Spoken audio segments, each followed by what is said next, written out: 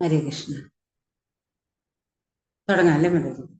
കാരണം ഇന്ന് 7 മണിക്ക് തുടങ്ങണം, എന്നാലേ ഉള്ളൂ. നേരത്തെ നിർത്തുക വേണ്ടേ? ഹരേ കൃഷ്ണ. ശരി തുടങ്ങിക്കോളൂ. അതെ. ശ്രീ ശ്രീ രാധാ ഗോവിന്ദ് മന്ദിർ ഇസ്കോൺ മാംഗ്ലൂരിന്റെ ലെവൽ 2 ക്ലാസ്സിലേക്ക് എല്ലാവർക്കും സ്വാഗതം. ഇന്ന് നമ്മൾ എടുക്കാൻ പോകുന്നത് ചാപ്റ്റർ 12-ാമത്തെയാണ്. അപ്പോ ആദ്യ രാധാ ഗോവിന്ദന്റെ പാദങ്ങൾ നമസ്കരിച്ചുകൊണ്ട് നമുക്ക് തുടങ്ങാം. ജയ രാധ മാധവ ജയ കുഞ്ച ബിഹാരി, ജയ രാധ മാധവ ജയ കുഞ്ച ബിഹാരി, ജയ ഗോപിജന വല്ലഭ ജയ ഗിരിവരധാരി, ജയ യശോദനന്ദന വ്രജ ജനരഞ്ജന, യശോദനന്ദന വ്രജ ജനരഞ്ജന, യമുന തീര വനചാരി, ജയ രാധ മാധവ ജയ കുഞ്ച ബിഹാരി, ജയ രാധാ മാധവ് ജയ രാധാ മാധവ് ജയ രാധാ മാധവ് ജയ രാധാ മാധവ്, ജയ രാധേ ജയ രാധേ ജയ രാധേ ജയ ശ്രീ രാധേ, ജയ പ്രഭുപാദ് ജയ പ്രഭുപാദ് ജയ പ്രഭുപാദ് ജയ ശീല പ്രഭുപാദ്, ജയ ഗുരുദേവ് ജയ ഗുരുദേവ് ജയ ഗുരുദേവ് ജയ ശ്രീ ഗുരുദേവ്, നിതായ് ഗൗര ഹരി ബോൾ ഹരി ബോൾ, നിതായ് ഗൗര ഹരി ബോൾ. ഹരേ കൃഷ്ണ കൃഷ്ണ കൃഷ്ണ ഹരേ ഹരേ, ഹരേ രാമ രാമ രാമ ഹരേ ഹരേ, ഹരേ കൃഷ്ണ കൃഷ്ണ കൃഷ്ണ ഹരേ ഹരേ, ഹരേ രാമ രാമ രാമ ഹരേ ഹരേ, ഹരേ കൃഷ്ണ കൃഷ്ണ കൃഷ്ണ ഹരേ ഹരേ, ഹരേ രാമ രാമ ഹരേ ഹരേ. ഹരേ കൃഷ്ണ. എല്ലാ ശിക്ഷാഗുരുക്കന്മാരുടെയും ദീക്ഷാഗുരുവിന്റെയും പാദങ്ങളെ നമസ്കരിച്ചുകൊണ്ട് ഇന്നത്തെ ക്ലാസ് നമുക്ക് തുടങ്ങാം. ഹരേ കൃഷ്ണ.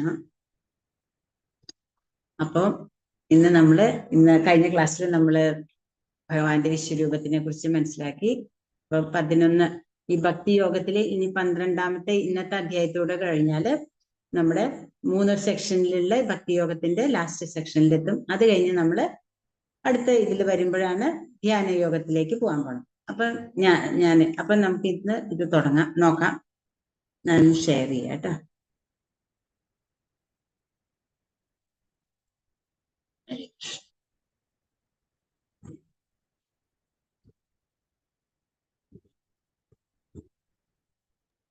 കൃഷ്ണ. കാണില്ലേ മാതാജി? കാണുന്നുണ്ട് മാതാജി. ഹരേ കൃഷ്ണ.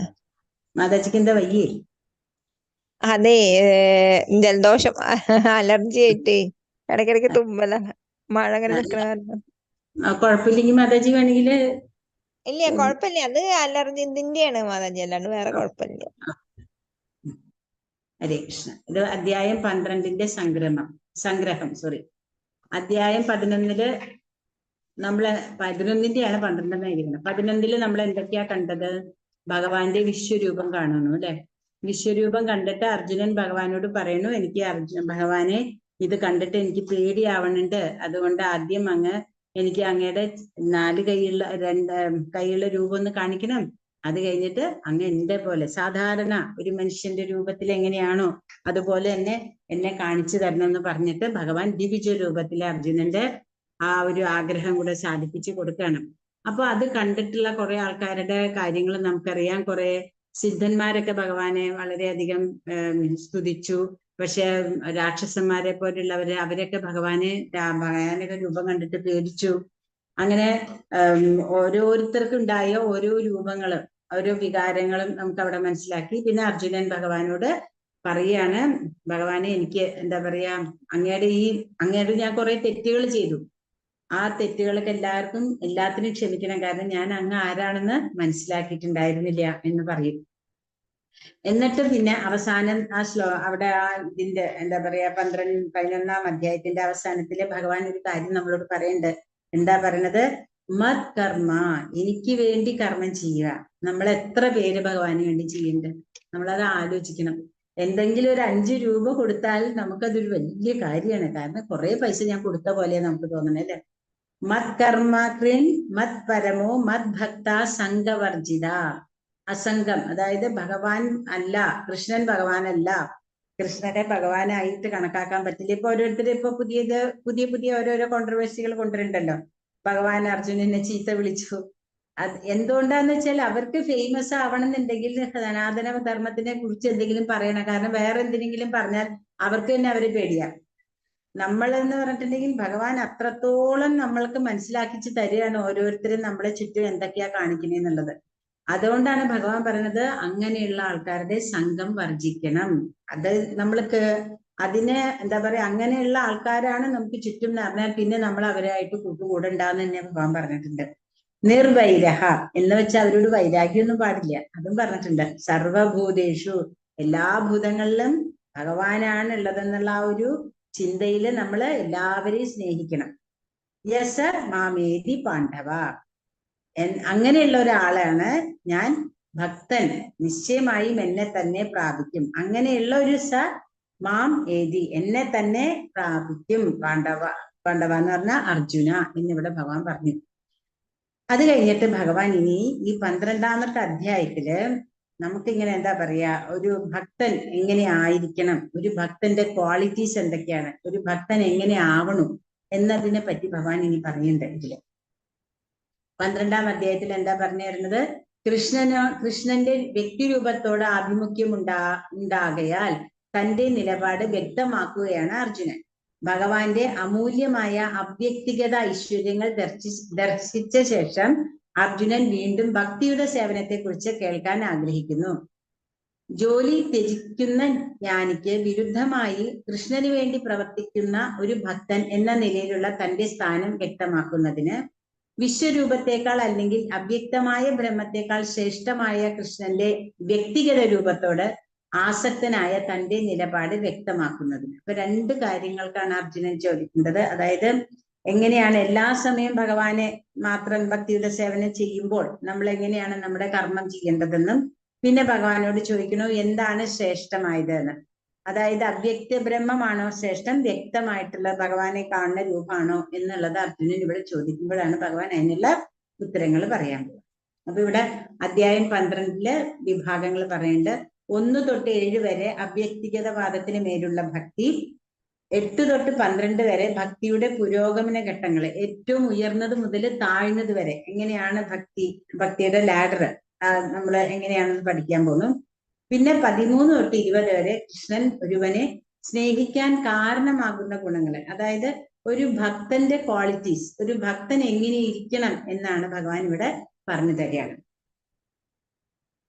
ഇവിടെ ആദ്യത്തെ ചോദ്യമാണ് അർജുനൻ ചോദിക്കുന്നു. ഹരേ കൃഷ്ണ.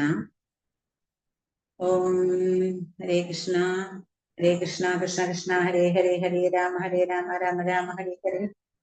ഓം നമോ ഭഗവതേ വാസുദേവായ, ഓം നമോ ഭഗവതേ വാസുദേവായ, ഓം നമോ ഭഗവതേ വാസുദേവായ.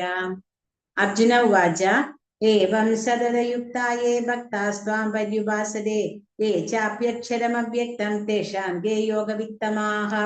അർജുനൻ പറഞ്ഞു, ഇപ്രകാരം സതതയുക്ത എന്താ പറയണത്, എപ്പോഴും മുഴുകിക്കൊണ്ട്, അതായത് ഭക്തനായിട്ട് എപ്പോഴും അങ്ങേ തന്നെ ഉപാസിക്കുന്നവനായിക്കൊണ്ട് ആരാണോ ആ ആള് അവ്യക്തമായ ഇന്ദ്രിയാതീതമായ, അതായത് അങ്ങയുടെ ഏത് രൂപത്തിലാണ്, വ്യക്തി രൂപത്തിലാണോ അങ്ങേ മനസ്സിലാക്കേണ്ടത് അതോ അവ്യക്തി രൂപത്തിലാണോ മനസ്സിലാക്കേണ്ടത്, ഏതാണ് ഇതിലെ ശ്രേഷ്ഠം എന്നുള്ള ചോദ്യം ചോദിക്കാണ്. അർജുനൻ എന്താ ചോദിക്കുന്നത്? എല്ലാ സമയവും അങ്ങയുടെ ഭക്തി സേവനത്തിൽ തന്നെ ഉചിതമായി ഏർപ്പെട്ടു പോകുന്നവരോ അതോ പ്രത്യക്ഷമല്ലാത്ത അവ്യക്ത ബ്രഹ്മത്തെ ഉപാസിക്കുന്നവരോ ആരാണ് കൂടുതൽ പരിപൂർണതയുള്ളവര്? അപ്പൊ എല്ലാവരും പറഞ്ഞത് എന്താ? ഭഗവാന് രൂപമില്ല, ഒരു ലൈറ്റ് നോക്കിയിരുന്നാൽ മതി, അല്ലെങ്കിൽ ഒരു വെളിച്ചം വരും, അപ്പൊ ആ വെളിച്ചത്തിൽ നോക്കിക്കൊണ്ടിരിക്കുക. ഭഗവാന് രൂപം ഉണ്ടാവാൻ സാധ്യതയില്ല എന്നാണ് അവർ തർക്കിക്കുകയാണ്. ഇവിടെ ഭഗവാൻ എങ്ങനെയാ ഉണ്ടാവുക? അപ്പൊ രൂപമുള്ള ഭഗവാനാണെങ്കിൽ നമ്മൾക്ക് ആവശ്യത്തിന് ഓടി വരണം. നമ്മൾ നേരത്തെ ക്ലാസ്സിൽ ഇത് ചർച്ച ചെയ്തിട്ടുണ്ട്. രൂപം ഉള്ള ഭഗവാൻ നമ്മുടെ ആവശ്യങ്ങൾക്ക് ഓടി വരേണ്ടത് പല രൂപത്തിൽ കൂടെ വരുന്നുണ്ട്. അപ്പൊ ആ പല രൂപത്തിൽ കൂടെ വരുന്നത് ആരാണെന്ന് മനസ്സിലാക്കിയ ഭഗവാൻ എന്താണെന്ന് മനസ്സിലാക്കിയാലേ നമുക്ക് അത് മനസ്സിലാക്കാൻ പറ്റുള്ളൂ, അല്ലെങ്കിൽ നമുക്ക് മനസ്സിലാക്കാൻ പറ്റില്ല അല്ലെ? അപ്പോ ഇവിടെ ചോദിക്കുന്ന ആ ചോദ്യത്തിന് ഭഗവാൻ ഇനി എന്താണ് ഉത്തരം കൊടുക്കണേന്ന് നമുക്ക് നോക്കാം.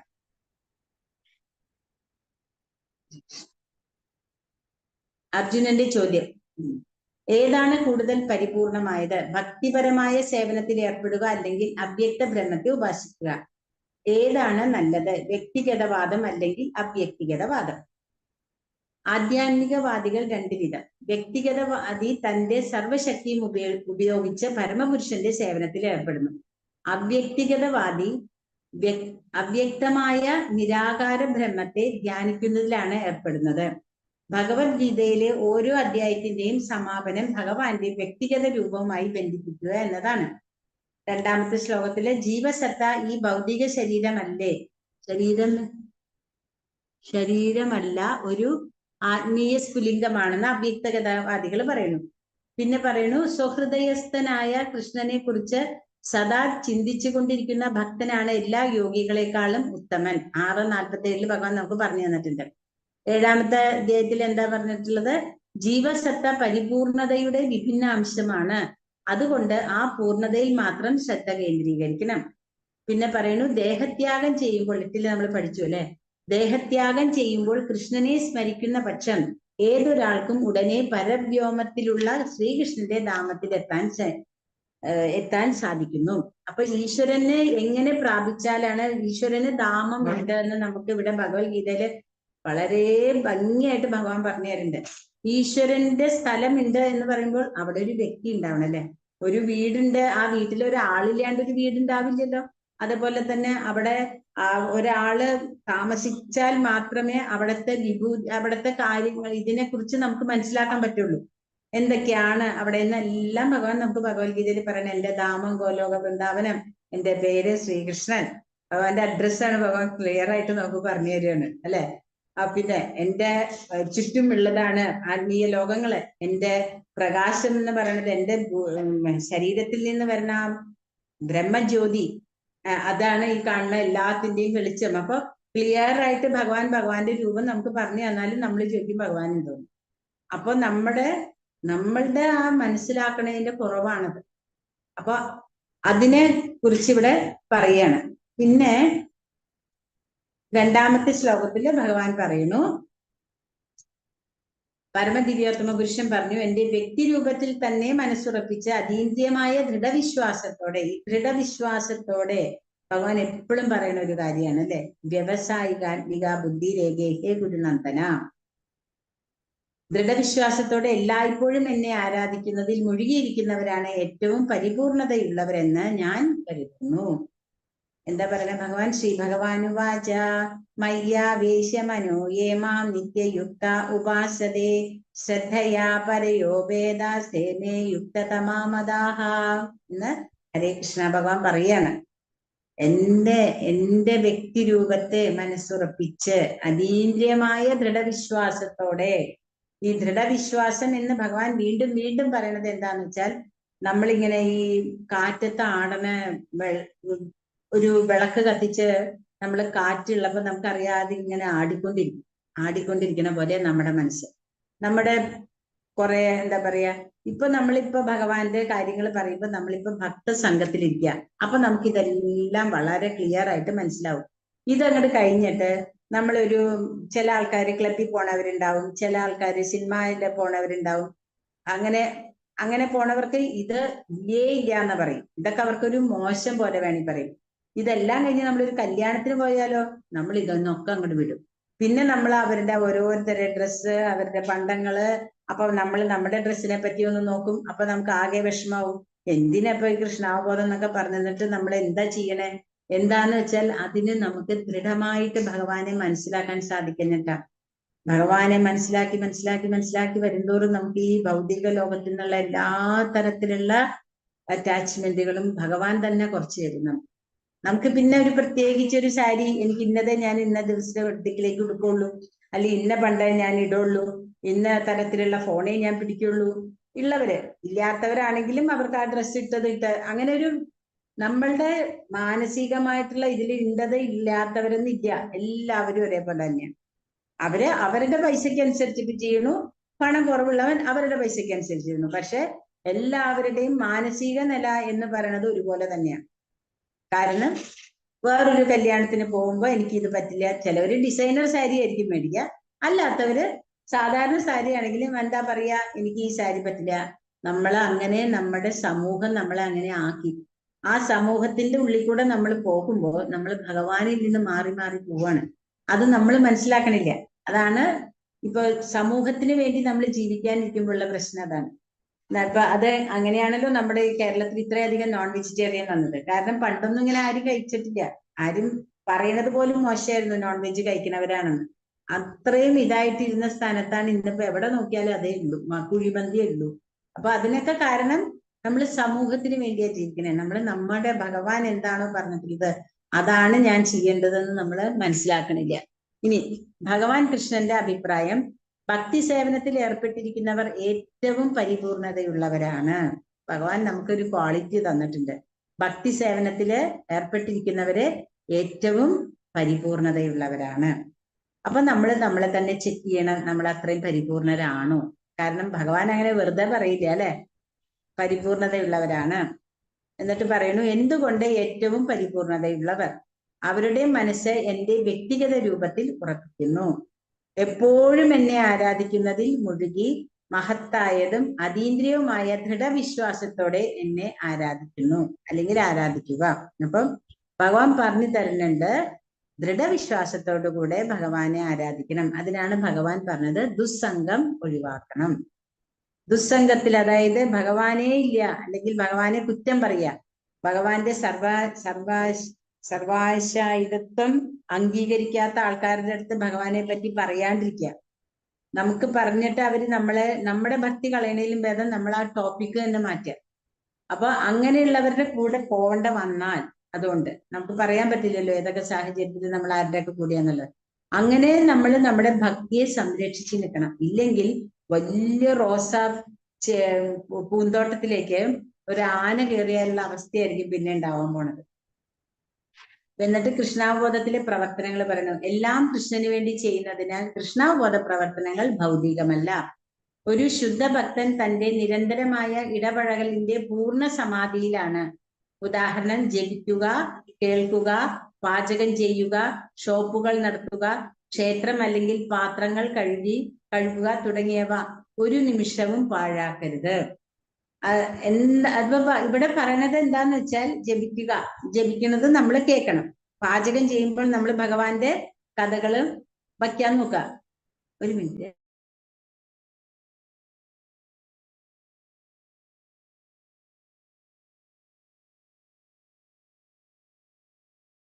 സോറി കേട്ടാ. ഹരേ കൃഷ്ണ. നമ്മൾ പാചകം ചെയ്യുമ്പോ എന്താ, നമുക്ക് ഒന്നില്ലെങ്കിൽ ഒരു ഇത് മേടിക്കാൻ കിട്ടും, ഇങ്ങനെ ചാൻഡിങ് ബോക്സ്. ഒന്നില്ലെങ്കിൽ അത് വെക്കാം, അല്ലെങ്കിൽ നമ്മുടെ മൊബൈലില് നമ്മൾ സാധാരണ സിനിമാ പാട്ട് കേൾക്കണതിന് പകരം ഭഗവാന്റെ കീർത്തനങ്ങൾ കേൾക്കാം. അല്ലെങ്കിൽ ഏതെങ്കിലും വലിയ നമ്മുടെ നല്ല നല്ല നമ്മുടെ ഉയർന്ന ഭക്തന്മാരുടെ ഇത് ഉണ്ടാവും, വീഡിയോസ് ഒക്കെ ഉണ്ടാവും, നമ്മൾ അതെല്ലാം കേൾക്കാം. അങ്ങനെ പാചകം ചെയ്യാം.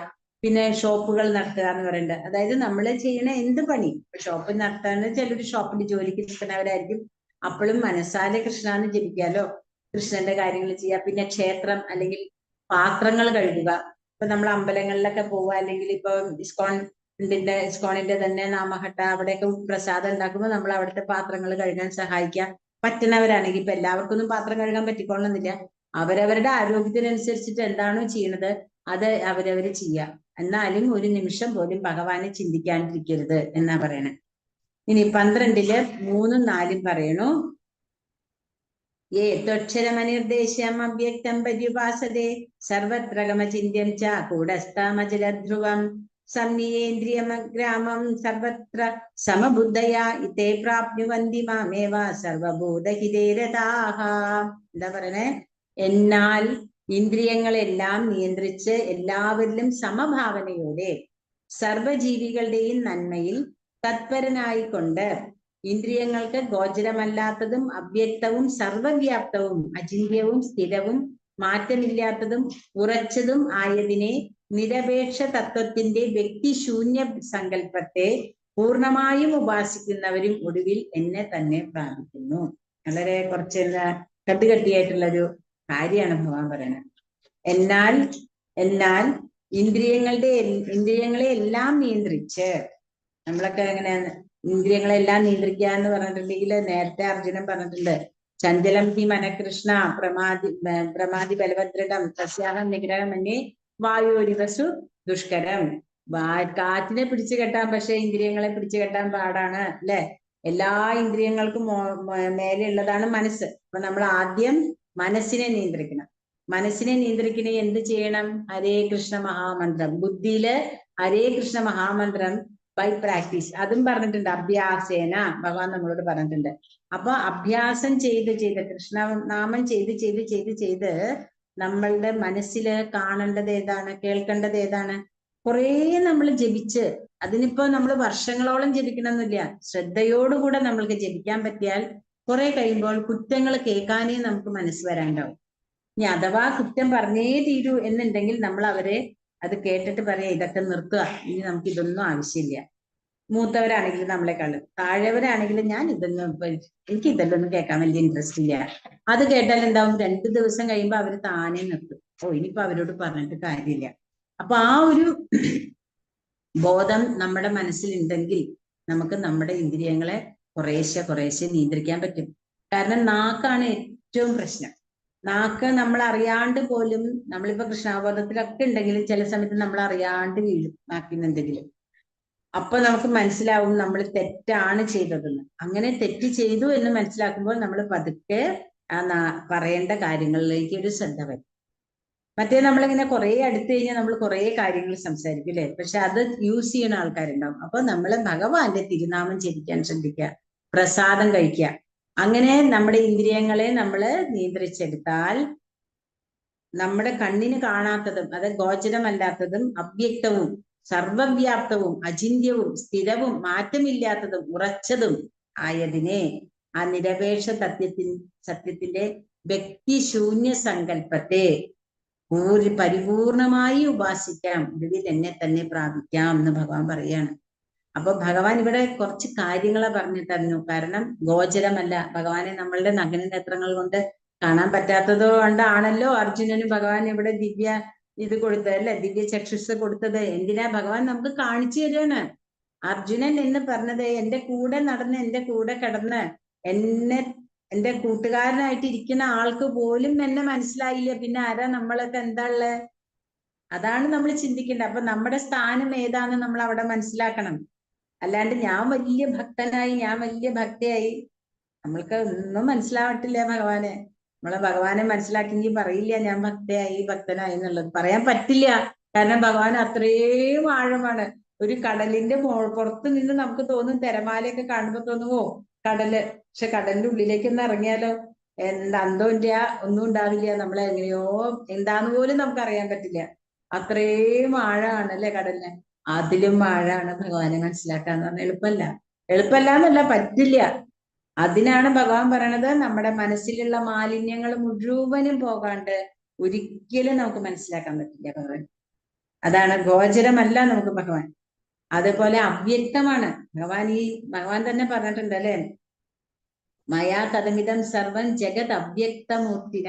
ഞാൻ ഈ ജഗത്ത് മുഴുവനും അവ്യക്തമായിട്ട് നിറഞ്ഞു നിൽക്കുന്നുണ്ട്. പിന്നെന്താ? സർവവ്യാപ്തി, സർവമാണ്, എല്ലായിടത്തും ഭഗവാനാണ്. പിന്നെ അചിന്യം, നമുക്കൊന്നും ചിന്തിക്കുന്നതിനും അപ്പുറമാണ്. നമ്മുടെ ചിന്തകൾക്കെല്ലാം നമുക്കിപ്പോ നവഗ്രഹങ്ങളെ പറ്റി നമ്മൾ കേട്ടിട്ടുണ്ട്, അല്ലെങ്കിൽ നമ്മൾ ഗോലോക വൃന്ദാവനത്തിനെ പറ്റി കേട്ടുള്ള അറിവുണ്ട്. അതിന് നമ്മൾ ചിന്തിക്കും പലതരത്തില്, അത് അങ്ങനെയായിരിക്കാം, ഇത് ഇങ്ങനെയായിരിക്കാം. അത് അറിഞ്ഞാലേ ഉള്ളൂ നമുക്ക് മനസ്സിലാവുള്ളൂ അല്ലെ. അപ്പൊ അചിന്യമാണത്. പിന്നെന്താ? എന്നാൽ ഇങ്ങനെയൊക്കെ ആണെങ്കിൽ എന്താ? അത് സ്ഥിരമാണ്, അത് ശാശ്വതമാണ്, മാറ്റമില്ലാത്തതാണ്, ഉറച്ചതാണ്. സച്ചിത് ആനന്ദം. അവിടെ ആനന്ദം മാത്രമേ ഉള്ളൂ. അത് ശാശ്വതമായിട്ട് നിൽക്കുന്നതാണ്. അതിനെ ഒരു ആൾക്കും നശിപ്പിക്കാൻ പറ്റാത്ത അത്രയും പവറാണ് അതിന്. അങ്ങനെയുള്ള ആ വ്യക്തിശൂന്യ സങ്കല്പത്തെ ആരാണോ ഉപാസിക്കുന്നത് അവർക്ക് എന്നെ ഒടുവിൽ പ്രാപിക്കാൻ പറ്റും. ആ ശ്യാമസുന്ദര രൂപത്തിനെ നമുക്ക് മനസ്സിലാക്കാനായിട്ട് സാധിക്കും. ഹരേ കൃഷ്ണ, ഹരേ കൃഷ്ണ. ഇത് 3ഉം 4ഉം ശ്ലോകം പറയുന്നു. നിരപേക്ഷ അതാണിപ്പോ നമ്മൾ പറഞ്ഞത്. നിരപേക്ഷ തത്വത്തിന്റെ വ്യക്തിശൂന്യ സങ്കല്പത്തെ പരിപൂർണമായി ഉപാസിക്കുന്നവരും ഒടുവിൽ കൃഷ്ണനിൽ സ്വയം സമർപ്പിക്കുന്നു. വ്യക്തിശൂന്യ സങ്കല്പത്തെ എങ്ങനെ ഉപാസിക്കാം? വിവിധ ഇന്ദ്രിയങ്ങളുടെ നിയന്ത്രണത്തിലൂടെ എല്ലാവരോടും തുല്യ മനോഭാവത്തോടെ എല്ലാവരുടെയും ക്ഷേമത്തിൽ ഏർപ്പെട്ടുകൊണ്ട് ഏതൊരു സാധാരണക്കാരനും ബുദ്ധിമുട്ടാണ്. സമ്പൂർണ്ണ സമർപ്പണത്തിന്റെ ആത്യന്തിക സാക്ഷാത്കാരത്തിന് മുമ്പ് ധാരാളം തപസ്സുകൾ ഉൾപ്പെടുന്നു. പരമസത്യത്തിന്റെ വ്യക്തിശൂന്യ സങ്കല്പത്തിന്റെ സവിശേഷതകൾ എന്തൊക്കെയാണത്? അവ്യക്തം, ഇന്ദ്രിയങ്ങൾക്ക് ഗോചരമല്ലാത്തതും സർവവ്യാപ്തവും അചിന്യവും മാറ്റമില്ലാത്തതും ഉറച്ചതും സ്ഥിരവുമാണ്. ഭഗവാന്റെ ആ സങ്കല്പത്തിന്റെ സവിശേഷതകളാണ് പറഞ്ഞത്. ഇനി 5ാമത്തെ ശ്ലോകത്തിൽ പറയുന്നു. ഹരേ കൃഷ്ണ. ക്ലേശോധികരസ്തരസ്തേഷാം അവ്യക്താസക്തചേതസാം അവ്യക്താഹിഗതിർദുഃഖം ദേഹവിഭ്രവാപ്യതേ. അവ്യക്താസക്തചേതസാം എന്താ പറയണത്? അവ്യക്ത ബ്രഹ്മത്തിൽ ആസക്ത ചിത്തനായ തേഷാം അവർക്ക് ക്ലേശം അധികരമാകുന്നു. ആർക്കാണ്? അവ്യക്തിഗത ബ്രഹ്മത്തില് മനസ്സുറപ്പിച്ചുള്ളവർക്ക്. കാരണം അവർക്ക് കുറെ കഴിയുമ്പോൾ ഒരു ഡ്രൈനെസ്, നമ്മൾ പറയില്ലേ, ഒരു മടുപ്പ് തോന്നാന്ന് പറയില്ലേ. കാരണം ഒന്നും എത്തണില്ല. എല്ലാവർക്കും അല്ല പറയണ, എത്തിയ ആൾക്കാരുണ്ട്. അവര് ഭഗവാന്റെ ആ ബ്രഹ്മജ്യോതിയില് മെർജ് ചെയ്ത ആൾക്കാരുണ്ടാവും, ഇല്ലാന്നല്ല. പക്ഷെ അതിനുവേണ്ടി പരിശ്രമിക്കുന്ന കുറെ ആൾക്കാർ പരാജയപ്പെട്ടവരുണ്ടാകും. നമ്മൾ 6ാമത്തെ അധ്യായത്തിൽ പഠിച്ചു ഓൾറെഡി. അവരെല്ലാവരും എവിടെ ചേരും എന്നുള്ളത് നമ്മൾ മനസ്സിലാക്കി. അങ്ങനെയുള്ള പരമപുരുഷന്റെ അവ്യക്തവും വ്യക്തിശൂന്യവുമായ ഭാവത്തിൽ ആസക്ത ചിത്തരായവർക്ക് പുരോഗമനത്തിന് പ്രയാസമേറും. അതായത് അവർക്ക് മുന്നോട്ട് വരാനായിട്ട് കുറെ ബുദ്ധിമുട്ടുണ്ടാവും എന്ന് പറയാണ്.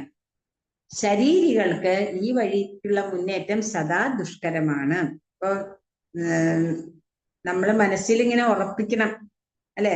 ഭഗവാൻ കൃഷ്ണ വിഗ്രഹത്തിനെ മനസ്സിലിങ്ങനെ ഉറപ്പിച്ചിട്ട്, അതിനാണ് ക്ഷേത്രങ്ങള്, അതിനാണ് ഭഗവാന്റെ വിഗ്രഹ രൂപം നമ്മളെ കാണിക്കുന്നത്.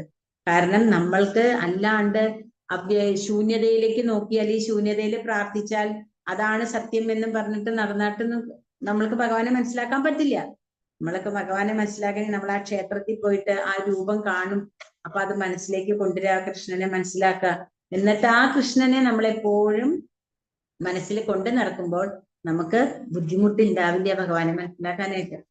അല്ലാത്ത പക്ഷം നമ്മൾക്ക് അതിന്റെ എല്ലാത്തിന്റെയും ബുദ്ധിമുട്ടുണ്ടാവും എന്നാണ് ഭഗവാൻ തന്നെ പറഞ്ഞു തരികയാണ്. കാരണം അമ്പലത്തിൽ നമ്മൾ ചെല്ലുന്നതിനെ സഗുണ ആരാധന എന്നാ പറയാ. നമ്മൾ ആ ഭഗവാന്റെ ഒരു വ്യക്തി രൂപത്തിനെ അവിടെ വെച്ചിട്ട് നമ്മൾ ആരാധിക്കുക ഭഗവാനെ ചെയ്യുന്നത്. പക്ഷെ അവ്യക്തിഗത ആണെങ്കിലോ, ഗുണമില്ല, ഒന്നുമില്ല എന്ന് പറഞ്ഞിട്ട് നമുക്ക് ഒരാളെ മനസ്സിലാക്കാൻ ബുദ്ധിമുട്ടല്ലേ? അപ്പൊ ഭഗവാനെ പരമപുരുഷൻ നിരപേക്ഷ ഭാവം, അതായത് പരമപുരുഷനെ നമ്മള് ഭഗവാന്റെ ആ വ്യക്തി രൂപത്തിനെ തന്നെ മനസ്സിലാക്കണം.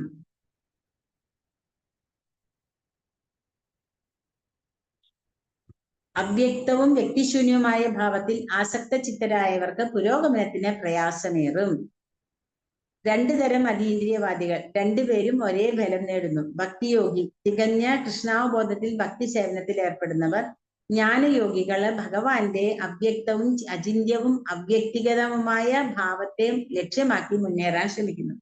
അപ്പോ ജ്ഞാനയോഗത്തിൽ കൂടെ എന്താ ചെയ്യണത്? ഭഗവാന്റെ അവ്യക്തവും അചിന്യവും അവ്യക്തിഗതവുമായ ഭാവത്തെ ലക്ഷ്യമാക്കി മുന്നേറുന്നു. എന്നാൽ ഭക്തിയോഗി ഇതൊന്നും ചെയ്യാണ്ട് തന്നെ ഭഗവാന്റെ അടുത്തെത്താനുള്ള 2 പേർക്കും ഒരേ ഫലം കിട്ടുന്നു എന്നാണ് പറഞ്ഞത്.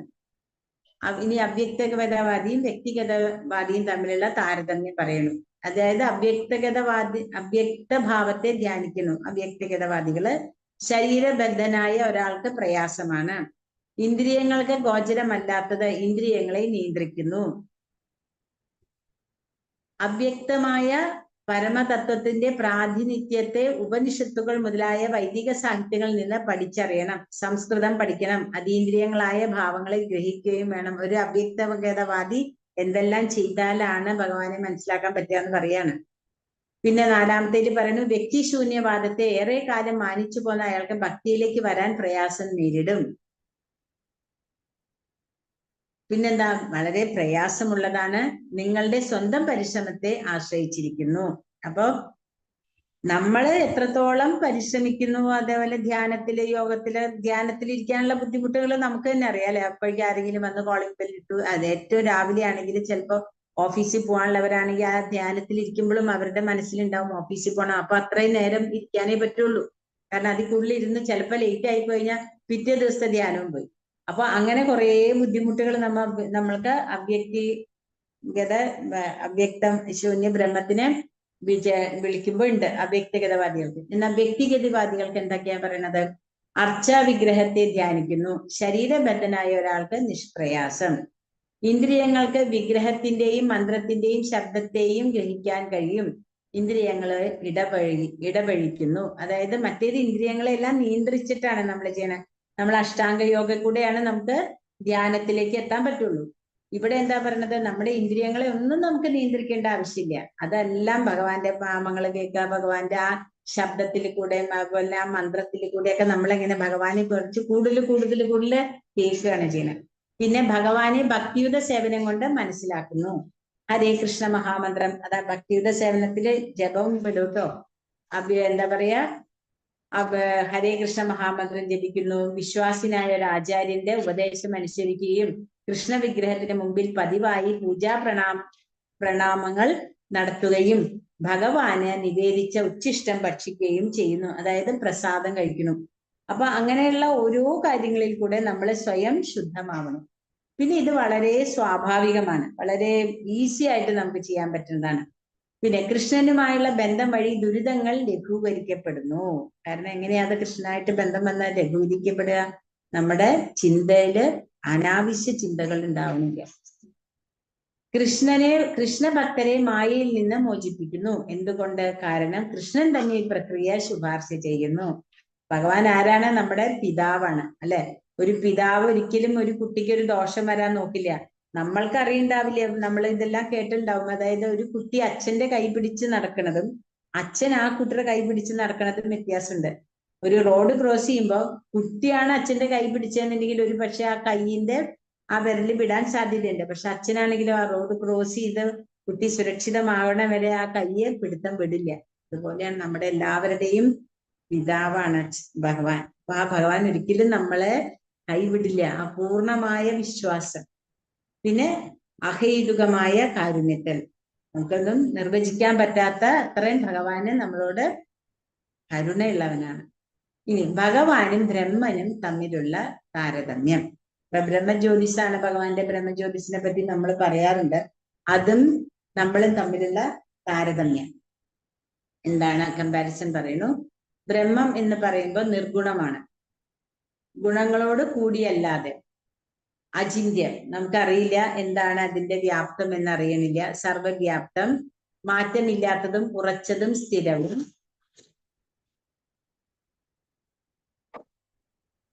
ഒരു മിനിറ്റ്.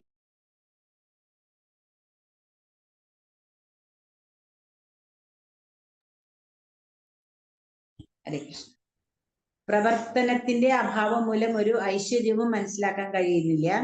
അവസാനം നിരപേക്ഷത്തിന്റെ സാക്ഷാത്കാരം അവർക്ക് സാധ്യമായില്ലെന്ന് വരാം. തന്റെ മൗലിക പ്രകൃതിയെ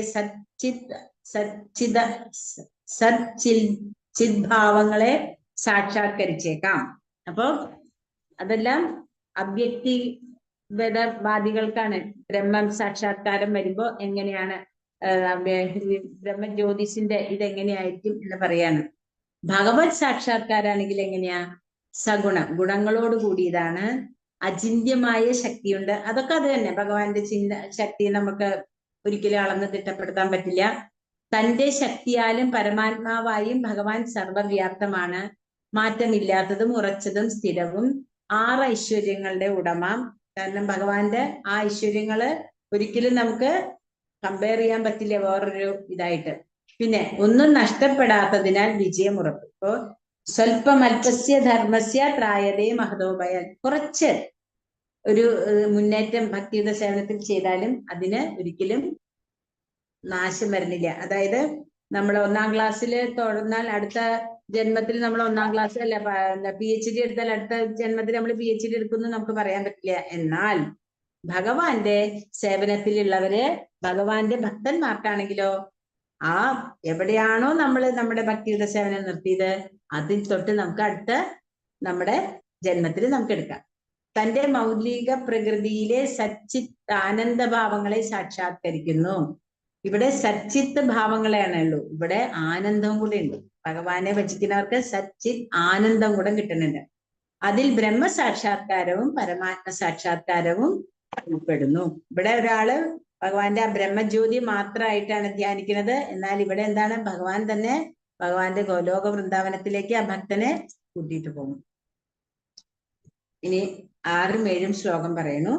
ഏതു സർവാണി കർമാണി മയി സന്യസ്യ മത്പരാഹ അനന്യേനൈവ യോഗേന മാം ധ്യായന്ത ഉപാസതേ തേഷാമഹം സമുദ്ധർത്ത മൃത്യു സംസാര സാഗരാത് ഭവാമി നചിരാത് പാർത്ഥ മയ്യാവേശിത ചേതസാം. ഹേ പാർത്ഥ, എന്നാൽ എന്നെ എല്ലായ്പ്പോഴും ധ്യാനിച്ചുകൊണ്ട് സർവകർമ്മങ്ങളും എനിക്കായി അർപ്പിച്ച് എന്നിൽ മനസ്സ് അചഞ്ചലമായി ഊന്നിക്കൊണ്ട് ഭക്തിയുടെ സേവനത്തിൽ ഏർപ്പെട്ടു പോരുന്നവരെ ഞാൻ വേഗത്തിൽ ജനന മരണങ്ങളുടെ ഈ സമുദ്രത്തിൽ നിന്ന് കരകയറ്റും. അപ്പൊ ഈ ഭവസമുദ്രം, ഭവസാഗരമാണ്.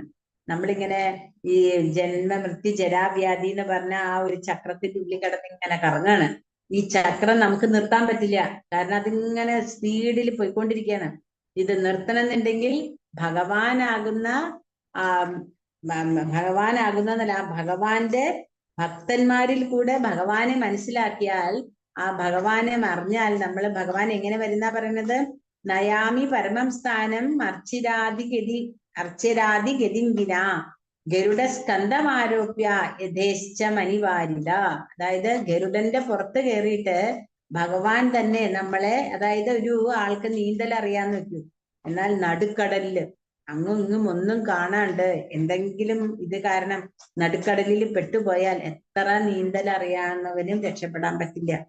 എന്നാൽ ആ ആൾക്ക് ഒരു ഹെലികോപ്റ്റർ വഴി എന്തെങ്കിലും ഒരു സാധനം ഇട്ടുകൊടുത്തിട്ട് അയാളെ പിടിച്ച് കരകയറ്റിയാൽ അയാൾക്ക് രക്ഷപ്പെടാം. അപ്പൊ ആ പിടിച്ചു കയറ്റുന്ന ആളാരാണ്? നമ്മുടെ ഭഗവാനാണ് നമ്മുടെ ഈ ഭവസാഗരത്തിൽ നിന്ന് രക്ഷിക്കുന്നത്. എങ്ങനെ വരുന്ന പറഞ്ഞ, ഗരുഡന്റെ പുറത്ത് കയറിയിട്ട് ഈ മുങ്ങി താന്നും കിടക്കണ നമ്മളെ കൈ പിടിച്ച് ഭഗവാൻ നമ്മളെ രക്ഷിക്കും. അങ്ങനെ നമ്മളെ രക്ഷിച്ചാൽ നമ്മളെ ഈ ചക്രത്തിൽ നിന്ന് നമുക്ക് പുറത്തേക്ക് ചാടാൻ പറ്റും. ഇല്ലെങ്കിൽ എന്താ പറ്റുക, നമ്മളിവിടെ കിടക്കും. അപ്പൊ അതിന് ഭഗവാൻ എന്താ പറഞ്ഞിട്ടുള്ളത് നമ്മളോട്? സർവധർമാൻ പരിത്യജ്യ മാമേകം ശരണം വ്രജ. എല്ലാ ധർമ്മങ്ങളെയും വിട്ടിട്ട് എന്നെ തന്നെ ശരണം പ്രാപിച്ചോളൂ എന്ന് ഭഗവാൻ പറയണ്ടല്ലേ.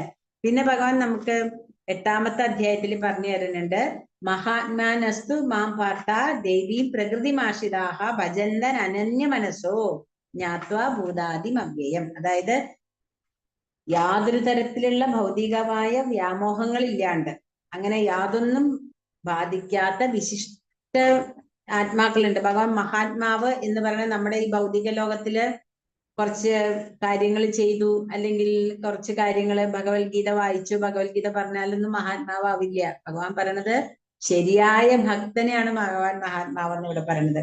അങ്ങനെ ദൈവീക പ്രകൃതിയിൽ അവര് സുരക്ഷിതമാണ്.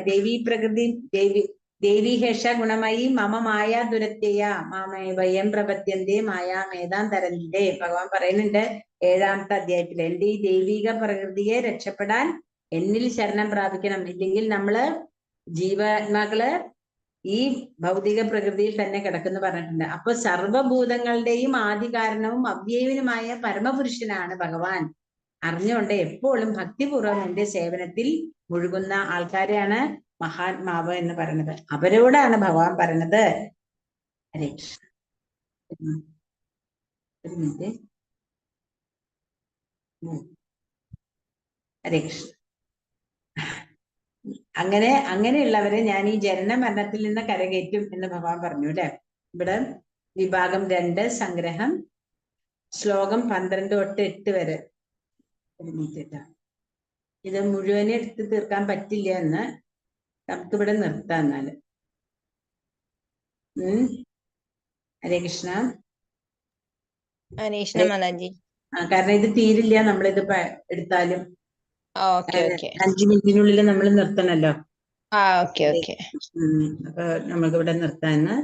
ഹരേ കൃഷ്ണ കൃഷ്ണ കൃഷ്ണ ഹരേ ഹരേ ഹരേ രാമ രാമ രാമ ഹരേ ഹരേ. ശ്രീല പ്രഭുപാദ് കി ജയ്, ശ്രീല ഗുരുദേവ് കി ജയ്, നിതായ് ഗൗര പ്രമാനന്ദേ ഹരി ഹരി ബോൾ. ഹരേ കൃഷ്ണ. വാഞ്ചാ കൽപതരുഭ്യശ്ച കൃപാ സിന്ധുഭ്യേവ ച പതിതാനാം പാവനേഭ്യോ വൈഷ്ണവേഭ്യോ നമോ നമഃ. ആനന്ദകോടി വൈഷ്ണവൃന്ദ കി ജയ്, ശ്രീല പ്രഭുപാദ് കി ജയ്, ശ്രീല ഗുരുദേവ് കി ജയ്. ഹരേ കൃഷ്ണ.